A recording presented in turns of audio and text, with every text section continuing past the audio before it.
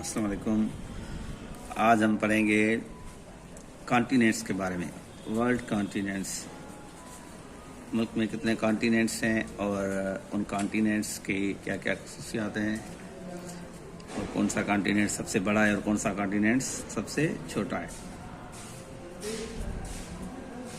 सबसे पहले हमें जानना है कि दुनिया में कॉन्टिनेंट्स हैं कितने। दुनिया में 7 कॉन्टिनेंट्स हैं जो हम पढ़ते आते हैं अक्सर, जिनमें से सबसे पहले जो कॉन्टिनेंट्स आता है वो आता है जो सबसे बड़ा है बाय एरिया, और एरिया के हिसाब से जो सबसे बड़ा है और आबादी के हिसाब से सबसे बड़ा है। 60% जिसकी आबादी और 60% जिसकी पॉपुलेशन एरियाज है ओवरऑल द वर्ल्ड, जो होता है एशिया, जिसमें पाकिस्तान, इंडिया और दीगर मुल्क आते हैं, बांग्लादेश वगैरह, काफ़ी मुल्क, सबसे ज़्यादा कंट्रीज इस कॉन्टिनेंट में ही आते हैं। एशिया के बाद आता है, जो हम पढ़ते आते हैं, एशिया के बाद आता है अफ्रीका। अफ्रीका दूसरे नंबर पे बड़ा है। उसके बाद आते हैं अमेरिकाज। अमेरिका में हम पहले नंबर पे रखेंगे नॉर्थ अमेरिकाज को, ठीक है, नॉर्थ अमेरिका। उसके बाद जो आता है कॉन्टिनेंट वो आता है south America. South America, north America, ठीक है, ये दोनों अलग कॉन्टिनेंट्स हैं। नॉर्थ में जो कंट्रीज या जो कॉन्टिनेंट्स आते हैं वो अपर की लेवल से होते हैं और जो साउथ में आते हैं वो नीचे की तरफ से होते हैं। ये हमें याद रखना है, ठीक है। और अगर हम इन दोनों को मिला के जो नाम देते हैं वो हम उसे कहते हैं अमेरिकाज। अमेरिकाज भी हम इन दोनों कॉन्टिनेंट्स को कहते हैं, जिसमें नॉर्थ अमेरिका भी आ जाता है और साउथ अमेरिका भी आ जाता है, ठीक है। यूएसए जो आता है वो नॉर्थ अमेरिका में आता है, यूनाइटेड स्टेट्स ऑफ अमेरिका जो हम करते हैं। उसके बाद आता है 5th नंबर पे हम लिखेंगे जो ऑस्ट्रेलिया। ऑस्ट्रेलिया या यूरोप, ठीक है, यूरोप को लिखते हैं पहले। यूरोप में बहुत कंट्रीज आते हैं। उसके 5th नंबर पे यूरोप आता है। यूरोप के बाद ऑस्ट्रेलिया आता है। ऑस्ट्रेलिया के बाद अंटार्कटिका आता है। यूरोप जिस यूरोप कंट्रीज में आते हैं आपके स्पेन, इटली, रोम, अर्जेंटीना, पोर्चुगल, ये सब कंट्रीज यूरोप कंट्री में आते हैं, यूरोप कॉन्टिनेंट्स में आते हुए हैं। यूरोप कंट्रीज के बाद आता है ऑस्ट्रेलिया। ऑस्ट्रेलिया जिसका अब दूसरा नाम जो जाना जाता है वो जाना जाता है ओशनिया।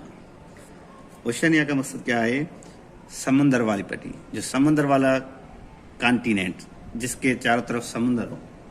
अब आप ऑस्ट्रेलिया का मैप देखेंगे तो ऑस्ट्रेलिया के जो बाउंड्रीज हैं, चारों तरफ वो ओशंस है, समुद्र की पट्टी है चारों तरफ। उसके ऑस्ट्रेलिया के समुद्र की पट्टी है, उसे ओशनिया भी कहा जाता है। ऑस्ट्रेलिया या ओशनिया बात एक ही है, कॉन्टिनेंट एक ही है, ठीक है।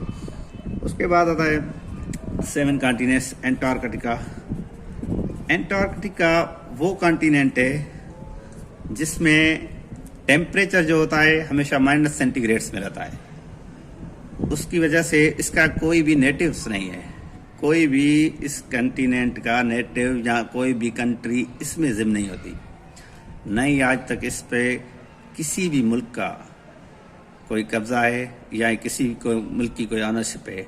मुख्तलिफ अमेरिका कहती रहती है कि ये हमारे कॉन्टिनेंट्स में आता है वगैरह, मगर अभी तक इसका कोई नेटिव नहीं है, ना ही कोई इस पर कंट्री आती है, ना ही ये सरवाइव करने के काबिल है, क्योंकि इसका जो सेंटीग्रेड टेम्परेचर है वो -सेंटीग्रेड्स में रहता है, ठीक है। ये थे हमारे कॉन्टिनेंट्स के बाद आते हैं, अब क्या हुआ, there are 7 continents in the world.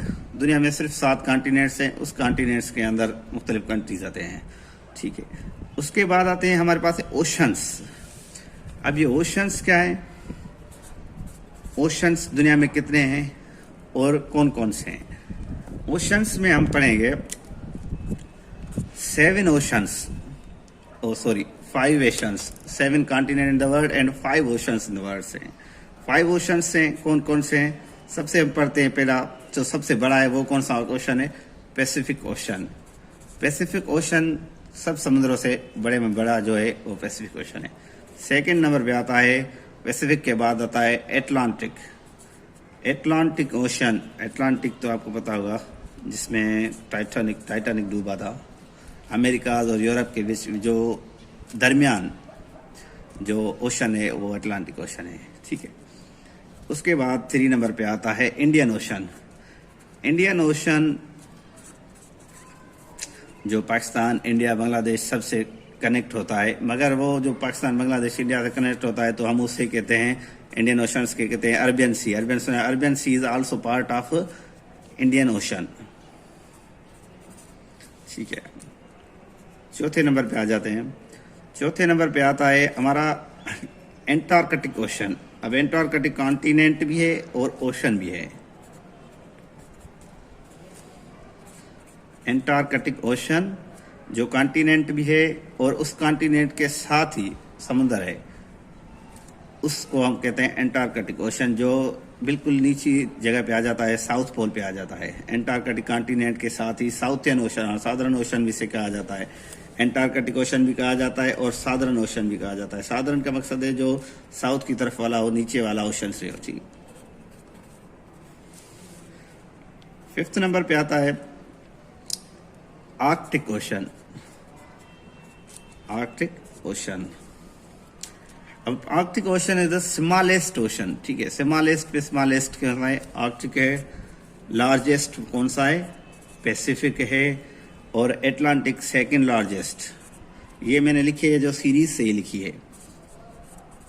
ठीक है, इसके बाद अरबियन सी, जो सी होते हैं ना, SEA वाले सी, हम समुद्र कहते हैं। वो समुद्र क्या होते हैं, वो sea is a part of ocean, जो ओशंस के हिस्से होते हैं, जो बाउंड्री से कनेक्टेड होते हैं। मकसद, अगर एक पैसिफिक ओशन है, पैसिफिक से अब ये पैसिफिक ओशन हो गया, ठीक है, यहाँ हो गया India, example, sorry, Indian ocean हो गया, इंडिया हो गया, यहाँ कोई और कंट्री लगा दे। ठीक है, इसके बाउंड्री वाले जो ये होते हैं ना, इससे हम कहते हैं सी।